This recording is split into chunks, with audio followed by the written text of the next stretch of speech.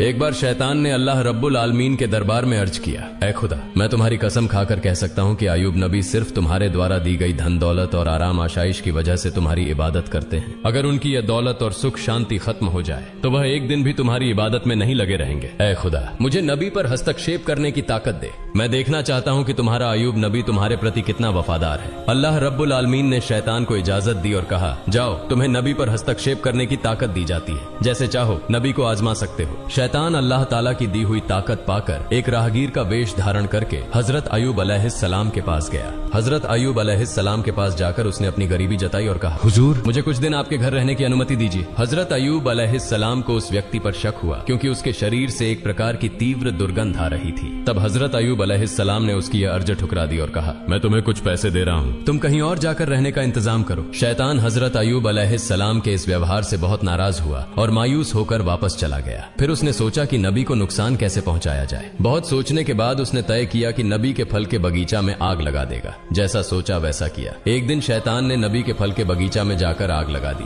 शैतान द्वारा लगाई गई आग में कई फल के बगीचा जलकर राख हो गए। बगीचा के कर्मचारी दौड़कर नबी के पास यह खबर देने पहुंचे। उनसे यह समाचार सुनकर हजरत अयूब अलैहिस्सलाम ने कहा, अल्हम्दुलिल्लाह, अल्लाह का दिया हुआ माल अल्लाह ने वापस ले लिया, इसमें मेरे चिंतित होने की कोई वजह नहीं है। शैतान ने जब देखा कि हजरत अयूब अलैहिस्सलाम फल के बगीचा नष्ट होने के बाद भी जरा सा भी विचलित नहीं हुए तो उसके दिल में जलन बढ़ गई। फिर उसने दोबारा सोचना शुरू किया कि नबी को और किस तरह से नुकसान पहुंचाया जाए। अगले दिन शैतान नबी के अस्तबल में गया और वहां आग लगा दी। आग तूफान की तरह फैल गई, जिससे सारे जानवर जलकर मर गए और कुछ गडेरिये भी आग में झुलसकर मर गए। बाकी गडेरिये यह खबर तुरंत नबी के पास लेकर पहुंचे। यह खबर सुनकर हजरत अयूब अलैहिस्सलाम ने नमाज की नियत की और कहा, अल्लाह का दिया हुआ माल अल्लाह ने वापस ले लिया, इसमें मुझे विचलित होने की कोई जरूरत नहीं है। शैतान ने जब देखा कि इतनी बड़ी घटना के बाद भी नबी जरा भी परेशान नहीं हुए तो उसके दिल में और ज्यादा जलन पैदा हुई। अब उसने नबी को और बड़ा नुकसान पहुंचाने का इरादा किया। हजरत अयूब अलैहिस्सलाम के 12 बच्चे थे जो हर दिन एक शिक्षक से शिक्षा लेने के लिए मदरसे जाया करते थे। एक दिन सुबह हमेशा की तरह हजरत अयूब अलैहिस्सलाम के 12 बच्चे शिक्षक के पास पढ़ने गए। उसी समय शिक्षक किसी काम से मदरसे से बाहर गए और शैतान ने इस मौके का फायदा उठाकर मदरसे की छत गिरा दी। छत गिरने से हजरत अयूब अलैहिस्सलाम के 12 बच्चे मलबे के नीचे दबकर मर गए। मदरस के शिक्षक डरते डरते हजरत अयूब अलैहिस्सलाम के पास आए और कहा, ऐ अल्लाह के नबी,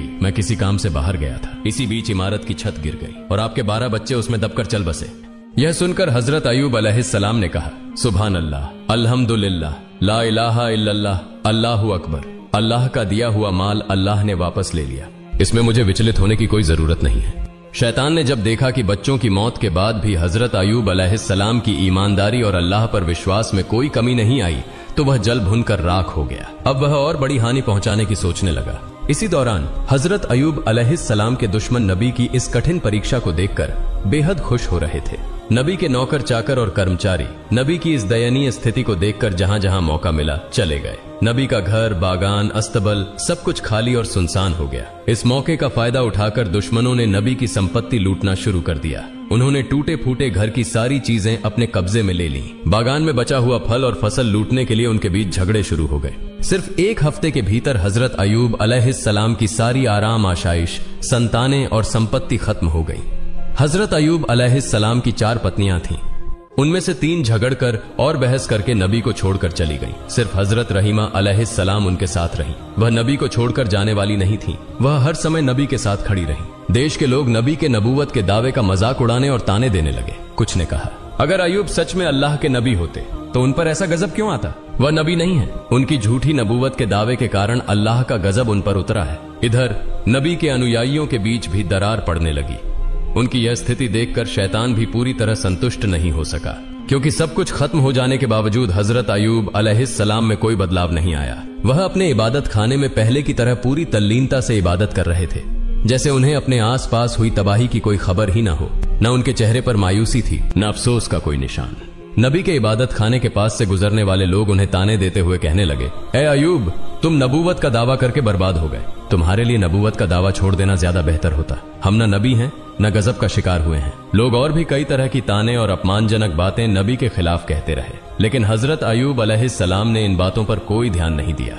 उन्होंने लोगों के साथ मेलजोल पूरी तरह से खत्म कर दिया और इबादत में डूबे रहे। यह सब देखकर शैतान और ज्यादा बेचैन हो गया। वह और साजिशें रचने के बारे में सोचने लगा। शैतान यह सोचने लगा कि नबी को और अधिक गंभीर नुकसान कैसे पहुंचाया जा सकता है। बहुत सोचने के बाद उसने एक साजिश रची। अपनी योजना के अनुसार वह नबी से मिलने की इच्छा जताकर उनके पास पहुंचा। नबी से मिलते हुए उसने कहा, हुजूर, मैं आपका एक भक्त हूँ, मुझे आपसे कुछ अर्ज करनी है। इस बहाने वह नबी से बात करता रहा और फिर अपना मुंह उनके कान के पास ले जाकर दोनों कानों में फूंक मारकर वहां से चला गया। अगले दिन नबी के शरीर पर फफोलों जैसे फोड़े निकल आए। उनका शरीर दर्द से भर गया और वे बहुत बीमार हो गए। उनकी इबादत में थोड़ी रुकावट आने लगी। हजरत रहीमा अलैहिस्सलाम ने उनकी देखभाल शुरू कर दी। धीरे धीरे वे फोड़े बड़े होकर घाव बन गए। लंबे समय तक इसी स्थिति में रहने के बाद नबी के शरीर में कीड़े पैदा हो गए। कुछ दिनों के बाद इन कीड़ों की संख्या बढ़ने लगी। ये कीड़े नबी के शरीर का मांस और खून खाने लगे। दूसरी ओर हजरत रहीमा के पास जमा किया हुआ सारा पैसा और सामान खत्म हो गया। खाने पीने की गंभीर समस्या पैदा हो गई। कुछ दिनों तक नबी और उनकी पत्नी ने केवल पानी पीकर गुजारा किया, लेकिन आखिरकार हजरत रहीमा के लिए यह सहन करना मुश्किल हो गया। हजरत रहीमा अलैहिस्सलाम नबी के पास आकर अर्ज करने लगी, ए अल्लाह के नबी, अब हमारे पास कुछ भी नहीं बचा है, इसलिए गांव जाकर लोगों के घरों में काम करके रोजी कमाने के अलावा हमारे पास और कोई चारा नहीं है। अगर आप मुझे इजाजत दें तो मैं गांव में जाकर लोगों के घरों में काम करके हलाल रोजी कमा सकती हूं और उससे हमारे खाने का इंतजाम हो जाएगा। हजरत अयूब अलैहिस्सलाम अपनी पत्नी रहीमा की बात सुनकर बहुत देर तक रोते रहे। फिर उन्होंने कहा, रहीमा, मेरा इरादा तुम्हें तकलीफ देने का कभी नहीं था, लेकिन मैं बहुत बीमार हूँ और मजबूरी में तुम्हें इजाजत दे रहा हूँ। तुम जाओ और लोगों के घरों में काम करो ताकि कुछ हलाल रोजी कमा सके। नबी की इजाजत पाकर हजरत रहीमा ने गांव में लोगों के घरों में काम करना शुरू कर दिया। दूसरी ओर गांव वाले जब हजरत अयूब अलैहिस्सलाम के शरीर की स्थिति देखते तो बहुत भयभीत हो जाते। उनके शरीर से उठने वाली दुर्गंध से लोग घृणा महसूस करने लगते और उनके शरीर में सिहरन सी होने लगती। इसके अलावा नबी के शरीर से उठने वाली सड़ी मांस की गंध से लोग परेशान हो गए। एक दिन गांव वाले हजरत अयूब अलैहिस्सलाम के पास आए और बोले, ए अयूब, तुम तुरंत हमारा गांव छोड़कर कहीं और चले जाओ। अगर ऐसा नहीं किया तो हम तुम्हें यहाँ से जबरदस्ती निकाल देंगे। उस समय हजरत अयूब अलैहिस्सलाम के साथ केवल 3 लोग थे, उनकी पत्नी हजरत रहीमा अलैहिस्सलाम और उनके 2 शागिर्द। ये दोनों शागिर्द हमेशा नबी की देखभाल और सेवा में लगे रहते थे। गांव वालों के लगातार दबाव के कारण शागिर्दों ने हजरत अयूब अलैहिस्सलाम को दूसरे गांव ले जाने का फैसला किया। कई घंटे तक सफर करने के बाद वे एक और गांव पहुंचे, लेकिन उस गांव के लोग भी नबी की हालत देखकर घबरा गए और बोले, तुम इसे तुरंत यहाँ से लेकर चले जाओ, नहीं तो हम तुम्हें मारकर यहाँ से भगा देंगे। इस तरह शागिर्दों ने हजरत अयूब अलैहिस्सलाम को 7 अलग अलग गांवों में घुमाया, लेकिन कोई भी गांव उन्हें आश्रय देने को तैयार नहीं हुआ। आखिरकार शागिर्द परेशान हो गए। वे नबी को रास्ते के किनारे कचरा और गंदगी डालने की जगह पर एक पेड़ की छाया के नीचे छोड़कर चले गए। जाने से पहले वे आपस में बातें करने लगे। हजरत अयूब अलैहिस्सलाम अल्लाह के नबी होने के बावजूद इस तरह की मुसीबत में क्यों फंसे? एक शागिर्द ने जवाब दिया, शायद उन्होंने अल्लाह ताला की मर्जी के खिलाफ कुछ किया होगा, नहीं तो ऐसी हालत क्यों होती। दूसरे ने पहले की बात का समर्थन करते हुए कहा, जब नबी अल्लाह के दिए कामों से भटक गए हैं तो अब उनके साथ रहने से हमें कोई फायदा नहीं, चलो हम यहाँ से चले जाते हैं। दोनों इस बात पर सहमत हुए और हजरत अयूब अलैहिस्सलाम को पेड़ के नीचे छोड़कर चले गए। हजरत रहीमा अलैहिस्सलाम हजरत अयूब अलैहिस्सलाम को छोड़कर जाने वाली महिलाओं में से नहीं थी। वे हमेशा नबी की सेवा में व्यस्त रहती थीं। दिन के कुछ समय में वह लोगों के घरों में नौकरानी का काम करती और जो थोड़ा बहुत कमा पाती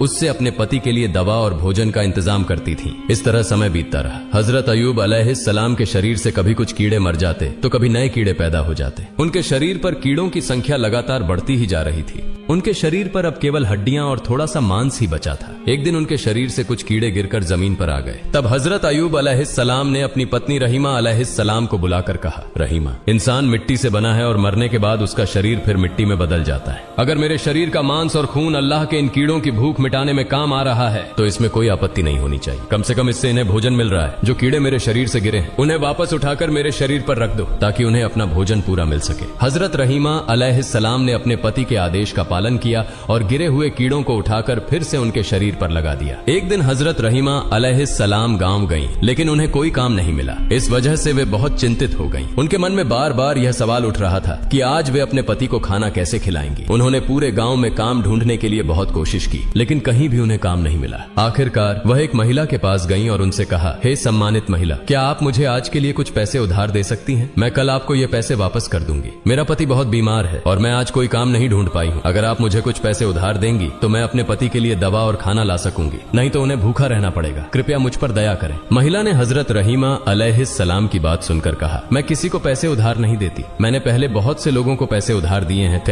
लेकिन किसी ने आज तक मेरे पैसे वापस वापस नहीं किए, इसलिए ये नाटक करना बंद करो और सीधे अपने घर का रास्ता पकड़ो। मैं तुम्हें कोई पैसा उधार नहीं दे सकती। हजरत रहीमा अलैहिस्सलाम ने कहा, तो फिर मुझे कोई काम दीजिए, उस काम के बदले में मुझे पैसे दे दीजिए। महिला ने कहा, मेरे पास तुम्हारे लिए कोई काम नहीं है, लेकिन मैं एक शर्त पर तुम्हें पैसे दे सकती हूँ। तुम्हारे सिर के बाल मुझे बहुत पसंद है, अगर तुम अपने सिर के बाल काट कर मुझे दे दो तो मैं उनके बदले तुम्हें पैसे दे सकती हूँ। हजरत रहीमा अलैहिस्सलाम ने जवाब दिया, हे महिला, मेरे पति बहुत बीमार हैं, उनका पूरा शरीर कीड़ों ने खा लिया है, वह किसी कठोर चीज को छू भी नहीं सकते।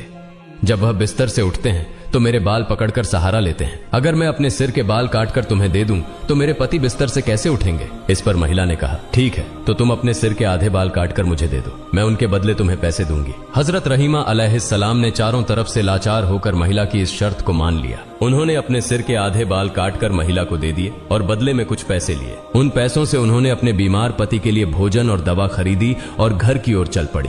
शैतान यह सब देख रहा था। जब उसने देखा कि हजरत रहीमा अलैहिस्सलाम ने अपने सिर के आधे बाल कटवा लिए हैं, तो उसने इसे हजरत अय्यूब अलैहिस्सलाम और रहीमा के बीच गलतफहमी पैदा करने का सुनहरा मौका समझा। इसके बाद शैतान एक दरवेश का वेश धारण करके हजरत अय्यूब अलैहिस्सलाम के पास आया और कहा,